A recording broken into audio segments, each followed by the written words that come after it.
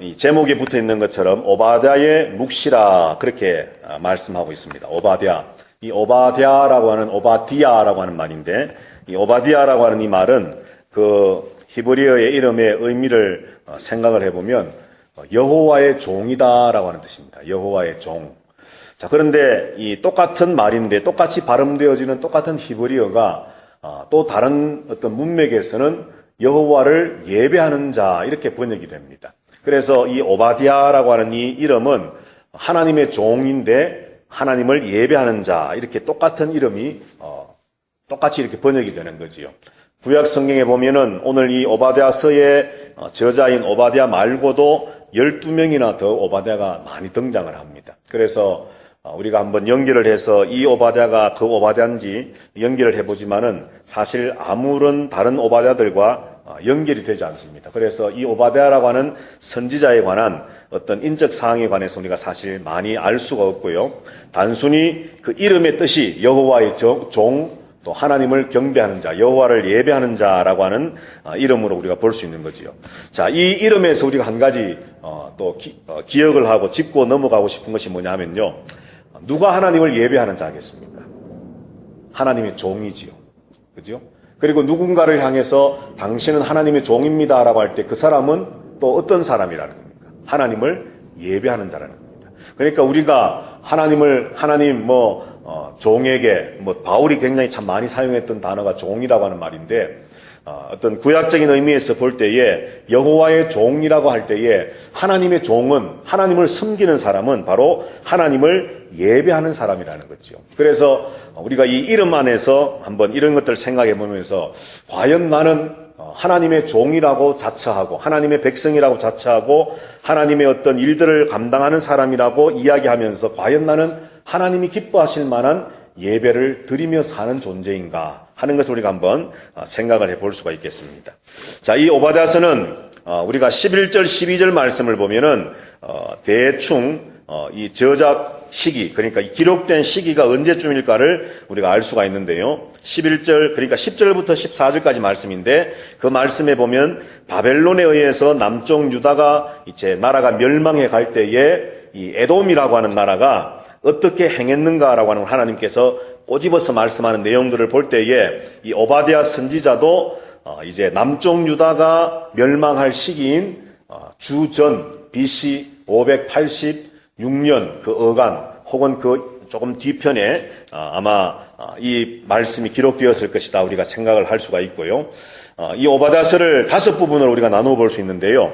1장 1절부터 9절까지 말씀해 보면은 에돔을 향한 심판의 말씀이 기록되어 있고요. 그다음 10절부터 14절까지 말씀해 보면은 심판받는 받아야 할 이유, 그리고 15절부터 16절 말씀의 2절 말씀에서는 하나님이 또 만국을 세상 모든 나라를 심판하실 것이다. 이제 우리가 다음 주에 살펴볼 겁니다. 그리고 17절부터 20절까지 말씀에서는 남쪽 유다의 회복을 하나님이 약속을 하시고 21절에서 이 오바댜서의 주제의 말씀일 수 있는데 우리 한번 읽어보실까요? 21절 다 같이 읽겠습니다. 시작. 구원받은 자들이 시온산에 올라와서 에서의 산을 심판하려니 나라가 여호와께 속하리라. 아멘. 자, 이 말씀 보니까 어디서 좀 많이 보았던 말씀 같지 않습니까? 나라가 여호와께 속하리라. 예. 에돔이든 어떤 나라이든 모든 나라가 여호와께 속하게 될 것이다. 사실 시작은 에돔이라고 하는 한 나라의 심판으로 시작되어졌지만 이 짧은 이 오바댜서의 마지막 결론은 세상 나라가 주의 나라가 될 것이다 말합니다. 그러니까 이 말은 요한계시록에서 요한이 지금 보고 있는 환상과 비전과 같은 것이지요. 세상 나라가 주와 그 그리스도의 나라가 되어서 하나님이 영원토록 통치하신다, 왕노릇하신다라고 하는 동일한 어떤 신학적인 사상이 이 오바댜서에 이제 기록이 됩니다. 그래서 단순히 어떤 한 에돔의 족속의 죄를 하나님이 심판하시는 것으로만 끝나는 것이 아니라 그런 심판, 또 열국을 심판하는 많은 민족을 심판하는 그 모든 일들을 통해서 결국 하나님이 원하시는 것은 그 모든 세상 나라가 하나님 앞에 무릎 꿇게 하는 것, 하나님의 나라가 되게 하는 것이 하나님의 계획이다라고 하는 것을 오바댜서가 역시 이야기를 하고 있죠. 자, 오늘 본문에 보면은 이제 1절 말씀에 오바댜의 묵시라 주 여호와께서 에돔에 대하여 이와 같이 말씀하셨다. 그렇게 말합니다. 자, 여러분들 이 에돔의 나라의 시조라고 할까요? 누군지 아시죠? 에돔이라고 하는 말의 뜻은 뭡니까? 불다라는 거죠. 불다. 붉은색, 불다. 그러면은 누굽니까? 시조가? 에서지요. 야곱의 형 에서입니다. 자, 그런데 이 에서에서부터 시작되어진 이 에돔 족속인데, 지도상을 보면 우리가 그림을 봐가면서 이렇게 공부하면 참 좋겠지만, 그 팔레스타인 이렇게 지도를 보면은 제일 위에 요단강이, 갈릴리 바다가 있고, 이제 요단강이 쭉 흘러서 밑에 사해가 있는데, 그리고 이쪽, 이제 제가 보기에는 지도를 볼 때 왼쪽이 지중해고요. 그죠? 이제 이쪽이 요단강 이쪽이 암몬, 모압 있는데 제일 밑쪽, 그러니까 예루살렘에서부터 남동쪽쯤 되는 곳에 이 에돔 족속들의 나라가 있습니다. 자, 그런 나라인데, 자, 이 에서에서부터 시작된 나라가 바로 이 에돔 나라인데, 우리가 성경을 보면은 이 에돔이 항상 이 이스라엘 백성들을 괴롭혀왔던 것을 우리가 알 수가 있죠. 그죠? 자, 첫 번째로 가장 여러분들 떠오르는 게 뭐가 있을까요? 에돔이 이스라엘을 괴롭혔던 것. 그렇죠. 출애굽할 때에 모세가 에돔 왕에게 사람을 보내어서 우리가 길을 좀 열어달라 그랬죠. 당신들의 곡식도 가축도 절대 손대지 않을 테니까 길만 좀 열어주면 왕의 대로로 우리가 잘 지나갈 테니까 좀 허락을 해달라고 부탁을 합니다. 그런데 에돔 왕이 어떻게 합니까? 절대 못 가게 하죠. 못 가게 한 것만 아니라 어떻게 하죠? 군사를 이끌고 와가지고는 이스라엘을 막 쳤습니다. 괴롭혔습니다. 자, 또 뭐가 있을까요?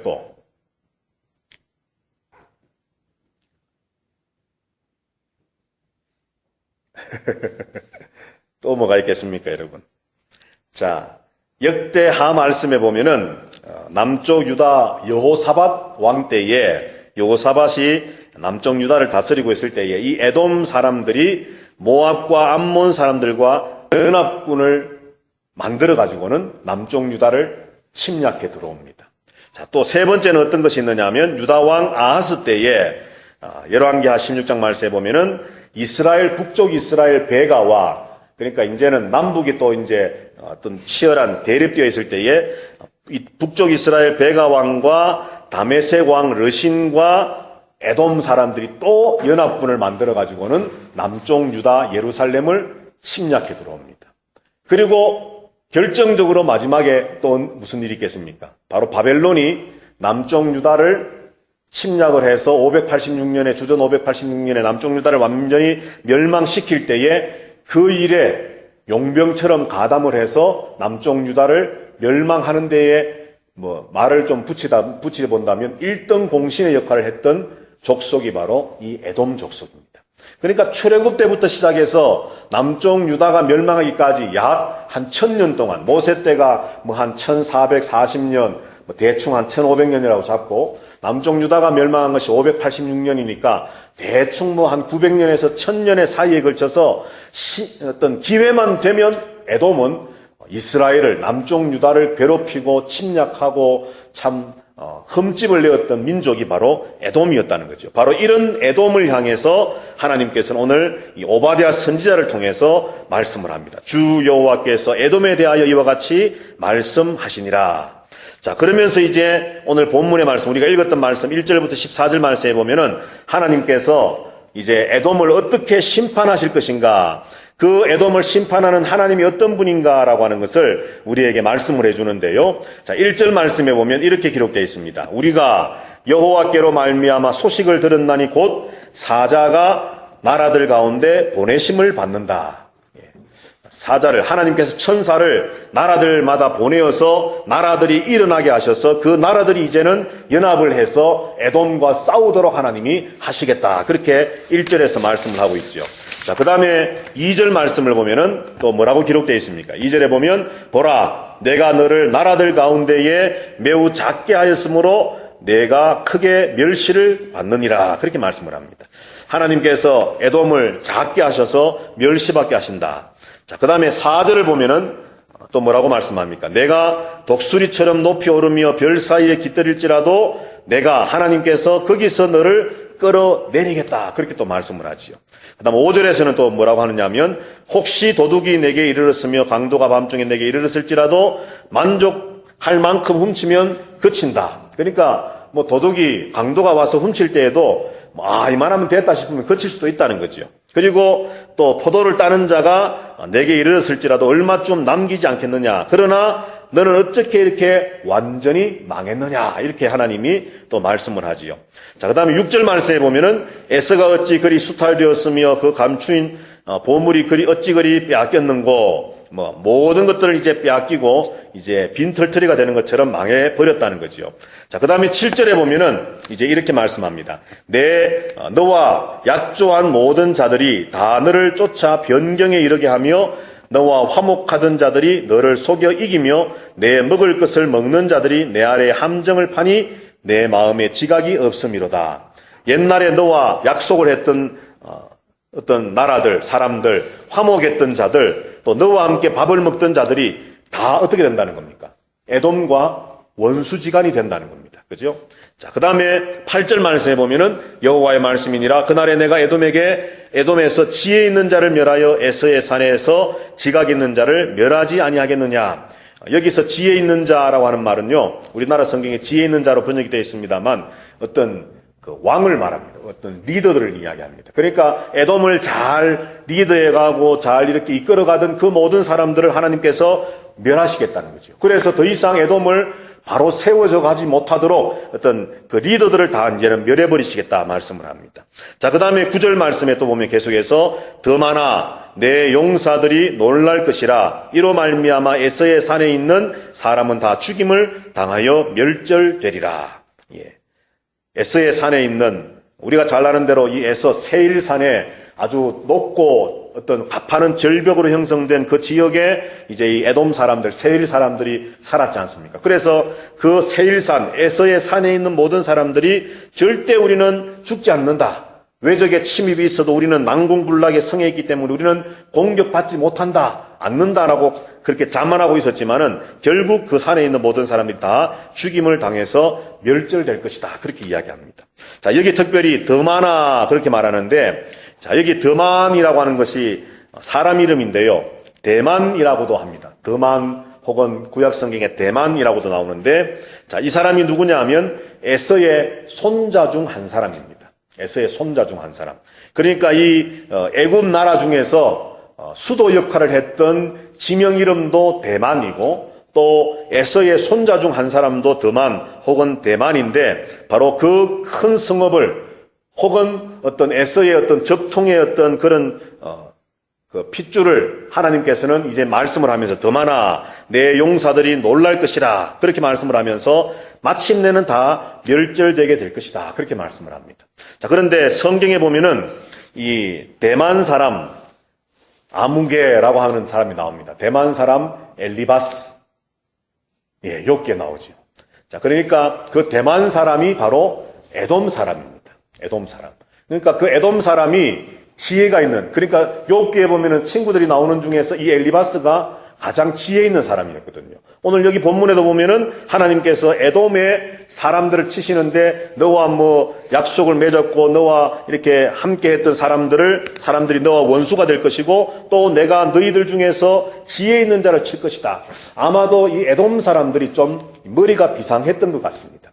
자, 그래서 이런 대만 사람 엘리바스 뭐 이런 등등을 통해서 볼 때에도 여하튼 그런 역사적인 것들을 우리가 성경을 통해 볼 수 있는데 여하튼 간에 2절 말씀부터 9절까지 말씀을 보면 하나님께서는 매 절마다 하나님 이렇게 에돔을 멸망시키겠다라고 말씀을 하고 있다는 거지요. 자, 그런데 이 에돔이 실제적으로 이제 멸망을 하게 되는데 오늘 이 에돔이 오바댜가 예언을 했던 것처럼 자, 이제 586년에 주전 586년에 남쪽 유다가 멸망을 합니다. 바벨론에 의해서. 그로부터 한 5년 뒤에 에돔이 바벨론에 의해서 역시 망하게 됩니다. 뭐 바벨론을 도와가지고는 남쪽 유다가 멸망하도록 하는 용병으로 쓰임 받았던 에돔 족속들이 결국은 느부갓네살에 의해서 그들도 자신들도 멸망을 한다는 거죠. 그리고 역사적으로 보면은 성경에는 뭐 나오지 않지만은 우리가 역사를 책을 보면은 주전 321년에 알렉산더 대제의 부하인 안티고누스라고 하는 사람에 의해서 이 에돔이 완전히 이제 멸망해 버립니다. 나라가 완전히 없어집니다. 자, 그러다가 또 세월이 흘러서 바벨론 포로 시대 때에 이제 유다 사람들이 돌아오기 시작할 때에 살아남아 있는 잔류해 있던 이 에돔 사람들 중에서 다시 자기들끼리 모여서 한 나라를 세우게 되는데, 그 나라가 그때 나중에 이름이 뭐냐 하면 이두메라고 하는 나라입니다. 이두메. 이제 에돔이 이두메가 되어집니다. 혹시 이두메라고 혹시 여러분들 들어보셨습니까? 들어보셨습니까? 어디서? 최집사님. 신약에서 어디선가 본 것 같습니까? 예. 어디 나와 있을까 한번 볼까요? 마가복음으로 한번 가서 보십시다. 마가복음. 예? 성경. 예, 정답입니다. 성경에 나와 있습니다. 자, 마가복음 3장 8절입니다.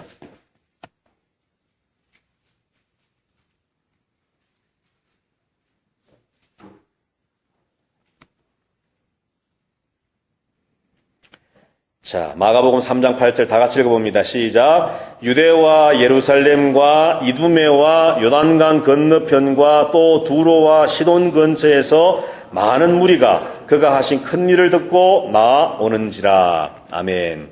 자, 여기 이두메라고 하는 단어가 나오지요. 구약시대 때는 이들이 모여서 자기들끼리 하나의 조그마한 도시국가처럼 다시 이제 어떤 그 에돔의 어떤 옛날의 명성을 회복하려고 나라를 세우는데, 이두메라고 하는 어떤 나라를 세우는데, 그것이 나중에는 점점점 이제 쇠약해져 가면서 어떤 하나의 어떤 지방 이름처럼 이제 되어집니다. 자, 그런데 조금 전에 말씀드렸던 것처럼 바벨론 포로 이제 귀환 시대 이후로 이들이 이제 이런 어떤 조그마한 도시국가를 만들어 가지만은 결국은 그러니까 말라기 이후로부터 예수님이 오시기까지 한 400년 동안의 어떤 그 암흑의 시대 속에 그때 유대의 왕이 누구였느냐 하면 요한 힐카누스라고 하는 사람인데, 그 사람이 팔레스타인 전체의 어떤 왕이 되면서, 그러니까 옛날 남쪽과 북쪽 이스라엘의 전체적인 어떤 영토를 회복하면서 이제 이스라엘을 다스리게 되는데, 독립을 하게 되는데, 그때의 이 이두메 지역에 있는 사람들까지도 다 억지로 할례를 시키면서 유대인화 시켜버렸습니다. 자, 그리고 세월이 흘러서 또 이두메 사람이 등장을 하는데, 자, 여러분들 누가 있느냐 하면요, 바로 예수님 태어나실 때에 유대의 왕이 누구지요? 예수님이 태어나실 때에 2살 아래의 아이들을 다 죽여라 했던 황제 헤롯이죠. 헤롯. 예, 헤롯 안티파스. 자, 그 헤롯이 예수님이 태어나실 때에 사람들이 뭐 유대의 왕이 난다 그러고 막 하니까 헤롯이 이상하리만큼, 여러분들 생각하시기에 왜 헤롯이 그렇게 유대의 왕으로 누군가가 아기가 태어난다 하니까 왜 그렇게 어떤 좀 과민 반응을 왜 보였을까요? 여러분들 생각하시기에. 유대인이 아니었으니까. 그러면 어떤 사람이었을까요? 예, 묻는 걸 보니까. 예, 바로 그 헤롯 대제가 바로 이두메 사람입니다. 네. 자, 말라기 이후로요, 예수님이 오시기까지 400년 동안 이 팔레스타인은 참 격동의 시대였습니다.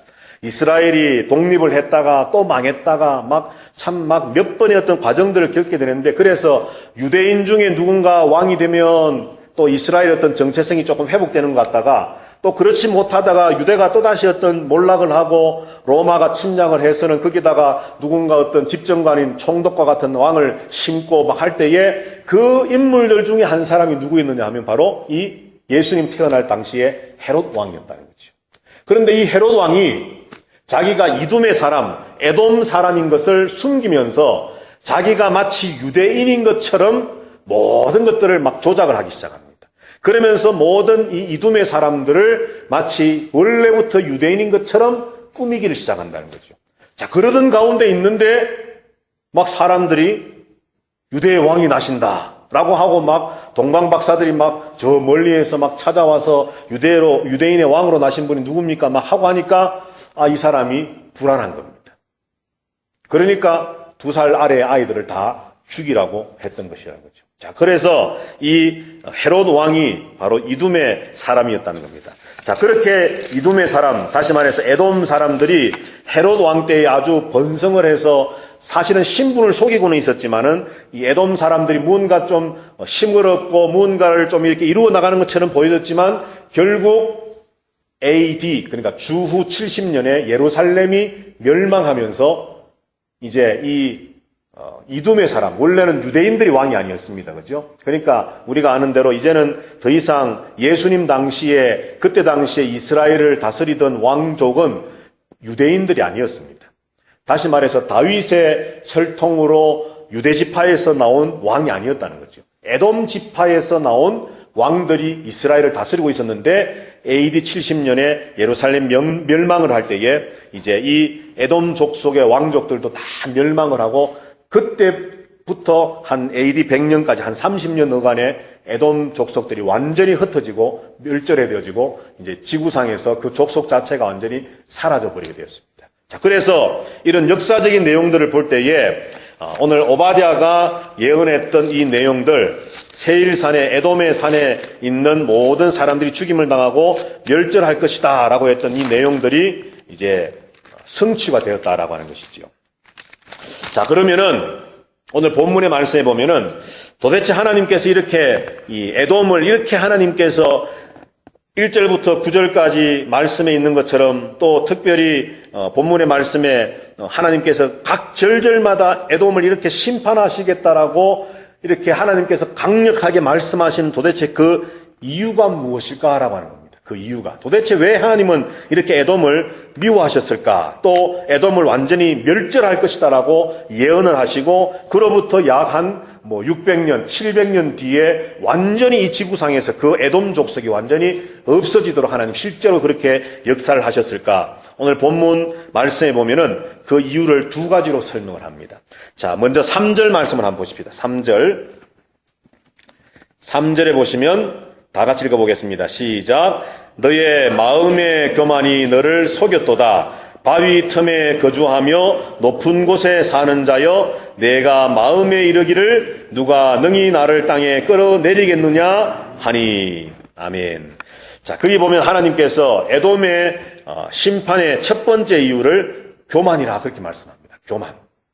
조금 전에 설명했던 것처럼 이 세일산이라고 하는 이 에돔 지역의 그 산들은 아주 그러니까 참 바위로 된 산들입니다. 그 지역의 특성상. 그런 높은 산이고 바위로 됐고 절벽으로 돼 있는 산들에 이 에돔 족속들이 이제 정착을 해서 나라를 이루었기 때문에 정말 침략을 해서 그 에돔 족속들과 전쟁을 할 때에 누구 한 사람도 이길 수가 없는 그런 참 난공불락의 어떤 성을 가지고 있었다는 거죠.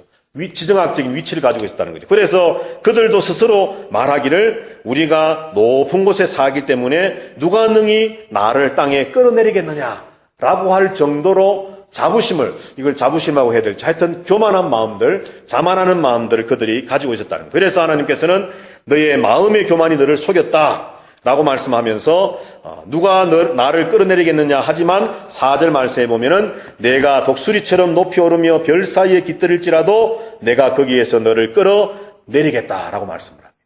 교만을 첫 번째 이유로 말씀한다는 거죠. 자, 그런데 그 교만이 이 지정학적인 어떤 것으로만 교만이 있는 것이 아니고요. 7절 말씀을 한번 보십시다. 7절. 자, 7절에 보시면 아까 우리가 보았던 것처럼 약조한 모든 자들, 너와 화목하던 자들, 그리고 내 먹을 것을 같이 먹는 자들이라고 하는 사람들이 나옵니다. 그러니까 이 에돔은 무슨 이유인지는 사실 잘 모르겠지만 많은 주변의 국가들이 에돔과 동맹을 맺은 것이 참 많다는 겁니다. 그러니까 에돔이 또 사실 믿는 구석이 또 있었다는 거죠. 자기들이 사는 곳이 높은 산이라는 것 자체도 자기들의 어떤 그 믿는 구석이면서 수많은 어떤 나라들이 자기들의 동맹국가이기 때문에 우리나라는 이런 어떤 주변의 많은 동맹국들에 의해서 힘을 얻을 수 있기 때문에 우리나라는 망하지 않는다. 나는 망하지 않는다라고 하는 어떤 그런 또 마음들이 그들에게는 있었다라고 하는 겁니다. 자, 심지어 조금 전에 역시 보았던 것처럼 8절 말씀에 보면 그들에게는 지혜자들이 있었습니다. 아주 지혜롭고 명석해서 나라를 잘 리드해 나가고 이끌어 나가는 그런 왕이 있었다는 것이죠. 이런 세 가지 이유 때문에 에돔은 참으로 교만했습니다. 위치적으로 볼 때에도 또 주변 어떤 상황들을 볼 때에 또 나라 안으로 볼 때에 어떤 나라를 잘 다스리는 지혜자들이 있는 이런 등등의 이유들 때문에 그들은 교만했었다는 것이죠. 자, 여러분들, 저와 여러분들도 우리가 참 생활하면서 신앙생활하면서 교만에 빠질 때가 있지 않습니까? 왜 교만에 우리가 빠지게 됩니까? 교만한 사람은 어떤 사람이겠습니까? 오늘 본문에 나오는 에돔처럼 사실 무언가 믿는 구석이 있는 사람들이 교만한 겁니다. 그죠? 정말 겸손한 사람은, 그러니까 전에도 우리가 말씀을 간혹 이렇게 했던 것처럼 뭐 심령이 가난한 자, 그것을 겸손이라고 말한다면 도대체 겸손할 수 있는 자, 심령이 가난할 수 있는 자는 사실은 내가 아무것도 할 수 없다라고 하는 마음의 인정과 고백이 있을 때에는 교만할 수가 없는 거지요.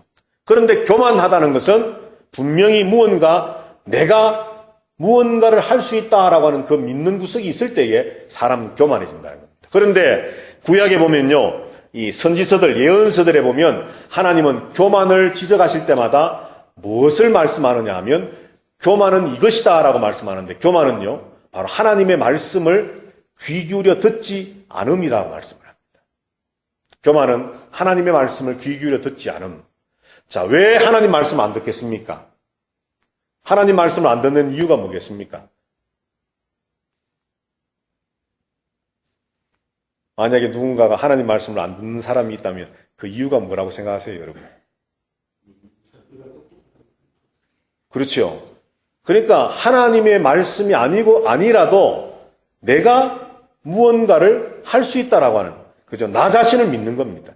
나의 똑똑함을 믿든지 아니면 내가 가지고 있던 어떤 재력을 믿든지 어떤 능력을 믿든지 그것이 어떤 것이든지 간에 하나님의 말씀을 귀를 열어서 듣지 않는다라고 하는 것은 무언가 하나님이 아닌 또 다른 것이 자기 자신, 그 사람을 어떤 지배하고 힘을 주고 있다는 것이죠. 그래서 교만하는 거예요. 그래서 구약 성경은 교만을 이야기하면서 하나님의 말씀을 듣지 않음, 마음을 닫고 귀를 닫고 하나님 말씀을 듣지 않음이라고 말씀하는데, 바로 이 에돔이 오늘 본문에 보면 위치적으로도 정말 그 누구도 침입할 수 없는 위치에 있고 수많은 동맹국들이 자기 자신들을 돕고 있고 또 내부적으로는 아주 지혜로운, 정말 그 누구도 따라올 수 없는 지혜로움으로 나라를 다스리는 왕들이 있고, 이런 여러 가지 조건들을 볼 때에 하나님의 어떤 이스라엘 백성들, 아브라함의 자손이고 이삭의 자손이고 똑같은 그런 하나님의 어떤 선택받은 백성의 핏줄을 이어받아왔던 에돔의 족속의 후손들이었지만 그들은 하나님의 말씀에서부터 자신들의 귀를 닫아버린 거예요. 결국 교만에 빠졌다는 거죠. 자, 오늘 이 사실을 통해서 우리가 생각할 수 있는 것은 이 에돔, 그러니까 에서도 이삭의 아들이고 아브라함의 손자입니다. 그죠? 그러니까 다시 말하면 믿음의 계보를 이어왔던 사람이죠. 물론 이제 그것이 야곱을 통해서 12아들을 통해서 이렇게 또 흘러가지만 여하튼 간에 아브라함의 손자이고 이삭의 아들이라는 점에서 볼 때에 그는 선택된 하나님의 백성의 범주 안에 들어 있었던 사람이었습니다. 그럼에도 불구하고 이 에돔 족속이 결국은 교만 때문에 하나님이 멸절시키겠다라고 말씀하셨던 것은 하나님의 말씀을 듣지 않음, 다시 말해 하나님의 그 어떤 역사에 순종해서 따라가지 않음이라는 것이 바로 그들이 멸절될 수밖에 없는, 선택된 백성의 어떤 시작은 같이 했을지 모르지만 결국은 멸망하는 자리에 들 수밖에 없는 족속들이 되어졌다 하는 것을 우리가 이 교만을 통해서 우리는 알 수가 있다는 것이죠. 자, 또 한 가지가 있습니다. 또 한 가지 이유가, 자, 10절부터 14절까지 말씀인데요. 자, 10절 말씀을 보면 전체적인 것들을 이렇게 요약을 해서 말합니다. 네가 에돔 족속이 내 형제 야곱에게 행한 포악으로 말미암아 부끄러움을 당하고 영원히 멸절되리라, 그렇게 말씀합니다. 자, 그러니까 이미 야곱은 이미 수백 년 전의 사람인데 이제 에돔을 형제 야곱이라 그러면서 이제 에서를 은연중에 이제 가져오는 거지요. 에서와 야곱을 비교합니다. 그러면서 마치 두 형제 사이에 어떤 무언가 일이 일어나는 것처럼 하나님 말씀을 하면서 이 에돔 족속이 멸망당할 수밖에 없는, 멸절당할 수밖에 없는 이유가 바로 형제 야곱에게 행한 포악과 부끄러운 일 때문이라, 그렇게 말씀을 합니다. 자, 그 포악한 일이 뭐겠습니까, 여러분? 바로 11절부터 14절에 한 절 한 절 또 기록이 되어 있습니다. 자, 11절 말씀에 보면 이제 이렇게 말씀하지요. 내가 멀리 섰던 날 곧 이방인이 그의 재물을 빼앗아 가며 외국인이 그의 성문에 들어가서 예루살렘을 얻기 위하여 제비 뽑던 날에 어떻게 했다는 겁니까? 너도 그들 중 한 사람 같았느니라. 바벨론이 남쪽 유다를 침략해 들어와서 이제 재물을 빼앗아가고 예루살렘에 들어와서 예루살렘 성문으로 들어와서 예루살렘을 완전히 함락시키고 또 사람들을 제비 뽑는 이렇게 마치 이제 포로 죽일 사람 죽이고 포로로 잡아갈 사람 포로로 잡아가는 이런 일들을 행할 때에 그들 가운데 바로 에돔 너희들이 있었다는 겁니다. 바벨론은 이방인이니까 그렇게 했다 할지라도 너는 야곱의 형제인데, 다시 말해서 하나님은 지금 에돔만을 보시는 것이 아니라 아브라함의 손자요 이삭의 아들이요 한 형제요 한 선택의 어떤 하나님의 그 권세 안에 함께 되었던 백성인데 네가 어떻게 그렇게 할 수 있느냐. 그래서 너는 멸절될 수밖에 없다라고 말합니다. 12절 말씀도 비슷한 말씀이지만 또 내용을 다르게 이렇게 말씀하지요. 내가 형제의 날, 역시 형제라고 말합니다. 곧 그 재앙의 날에 방관할 것이 아니며 유다 자손이 패망하는 날에 기뻐할 것이 아니며 그 고난의 날에 내가 입을 크게 벌릴 것이 아니며. 유다가 지금 망하고 있는데 방관하고 있습니다. 그죠? 그리고 기뻐하고 있습니다. 그리고 입을 크게 벌렸다 이 말이 뭐겠습니까? 큰 소리로 웃는다는 겁니다. 큰 소리로 웃는다. 그러니까 유다가 멸망해 가는데 형제 나라가 지금 멸망해 가는데 그것을 방관하고 모른 척하고 심지어는 기뻐하고 즐거워하며 웃고 있다는 거죠. 하나님 이것을 도무지 참을 수 없다라고 말씀합니다. 자, 그 다음에 13절 말씀에 보면 내 백성이 야곱의 백성이죠. 유다가 환난을 당하는 날에 네가 에돔이 그 성문에 들어가지 않아야 되는데 들어갔다는 겁니다. 환난 당하는 날에 내가 그 고난을 방관하지 말았어야 되는데 방관했다는 거죠.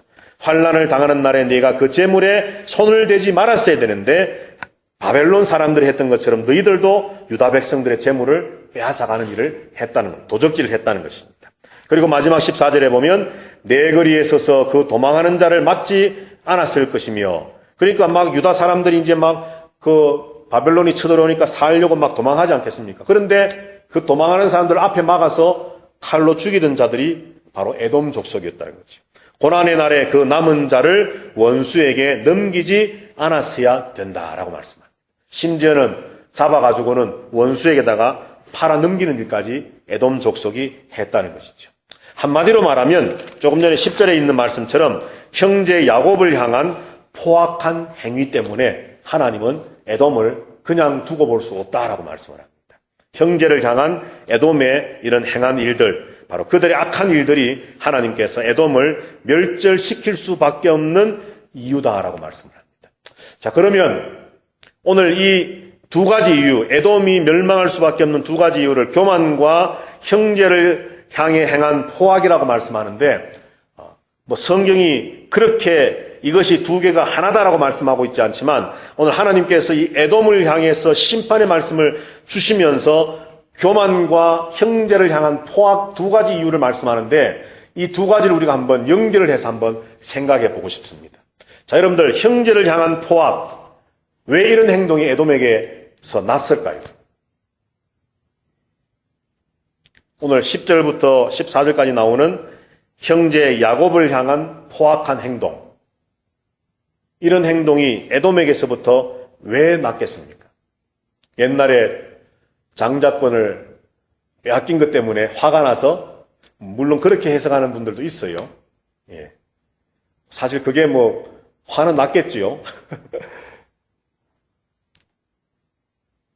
그것도 하나의 어떤 이유는 될 수 있겠지만, 근본적으로 오늘 하나님께서 이 에돔 족속을, 에서의 후손들을 멸절시킬 수밖에 없는 이유가 형제를 향한 포악이고 교만이라고 말씀했는데, 왜 형제를 향해서 포악할 수밖에 없었고, 또 하나님은 그 형제에 대한 포악 때문에, 그러면은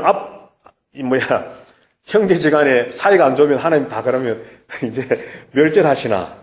아이, 큰일 났네. 형제하고 나 사이가 별로 안 좋은데, 이렇게 생각할 수도 있는데, 도대체 왜, 이유가 뭐겠습니까? 왜 이렇게 포악한 행동을 했고, 왜 하나님은 그들의 멸절의 이유를 포악한 행동, 형제를 향한 포악한 행동이라고 이야기했겠느냐 하는 것이죠.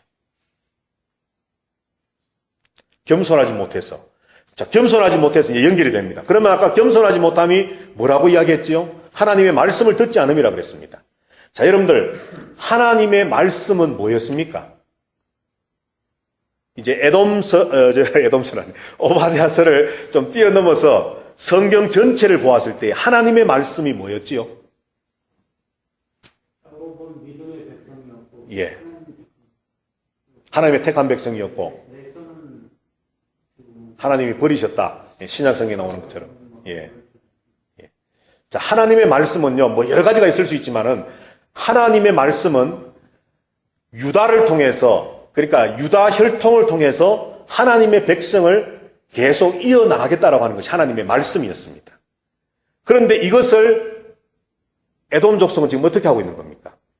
단순히 야곱, 형제된 야곱을 괴롭히고 뭐 이방 백성 바벨론이 쳐들어갈 때 같이 쳐들어가서 재물을 뺏어가고 사람을 죽이고 도망가는 자들 막고 원수에게 그 사람들을 팔고 하는 그냥 형제지간에 너희가 불화했구나. 그래서 내가 너를 쳐야 되겠다. 이게 아니라 지금 하나님이 실제로 그 속에 하나님이 말씀하고자 하는 메시지가 뭐겠습니까, 여러분? 이 야곱의 백성은, 유다 백성은 뭐라는 겁니까? 내가 나의 백성으로 장차 이 백성을 통해서 메시아가 나고 하나님의 나라가 완성되어지고 하나님의 구원의 계획이 완성되어질 일들을 감당해야 할 백성들인데 이것을 에돔 족속들이 알았을까요? 몰랐을까요? 말씀을 들어 알고 있다는 겁니다. 그럼에도 불구하고 그것을 그러니까 들었다는 것은 귀로 들었다는 거지요. 그런데 마음으로 듣질 않은 겁니다.